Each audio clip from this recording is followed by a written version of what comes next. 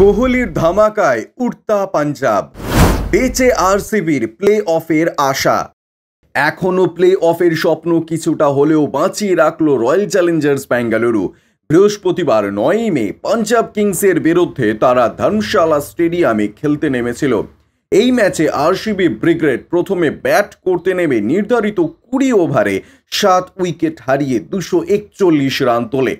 জবাবে পাঞ্জাব 181 রান থেকে থমকে যায়, আর সেই সঙ্গে ফাফ ডু প্লেসির দলের মুখ দেখতে পাওয়া যায় চওড়া হাসি। শেষ পর্যন্ত বেঙ্গালুরু 60 রানে জয়লাভ করে। এই নিয়ে টানা 4 ম্যাচে জয়লাভ করল রয়্যাল চ্যালেঞ্জার্স বেঙ্গালুরু। এই ম্যাচে রয়্যাল চ্যালেঞ্জার্স বেঙ্গালুরুর প্রাক্তন অধিনায়ক বিরাট কোহলির ব্যাট থেকে একটি ধামাকাদার ইনিংস বেরিয়ে আসে।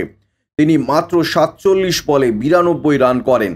তার এই ইনিংসে রয়েছে 7টা 4 এবং 6টা ছক্কা। এই ম্যাচে বিরাটের 195.74 স্ট্রাইক রেটে ব্যাটিং করেছেন। শেষ বেলায় ক্যামরন গ্রিনও একটি গুরুত্বপূর্ণ ইনিংস দলকে উপহার দিলেন। 27 বলে 46 রান করে তিনি অনেকটাই অক্সিজেন জুগিয়েছেন। তবে একজনের কথা না বললেই নয়, তিনি হলেন রজত পাতিদার। এই ম্যাচে তিনি 55 রান করে প্যাভিলিয়নে ফেরেন। তবে রাহুল চাহার সমেত পাঞ্জাব বাকি বোলারদের বিরুদ্ধে তিনি কার্যত তাণ্ডব নৃত্য চালান। রয়্যাল চ্যালেঞ্জার্স বেঙ্গালুরুকে শুরুর দিকে যে গতিটা দেওয়া দরকার ছিল সেই দায়িত্বটা পালন করেন রজত। মাত্র 8.3 ওভারেই আরসিবি 100 রানের চৌকাঠ স্পর্শ করে ফেলেছিল। দ্বিতীয় 100টা রান আসে পরবর্তী 8.3 ওভারে। শেষ পর্যন্ত আরসিবি আইপিএল টুর্নামেন্টে তাদের চতুর্থ সর্বাধিক রান খাড়া করে। ব্যুরো রিপোর্ট, ইউজে নিউজ।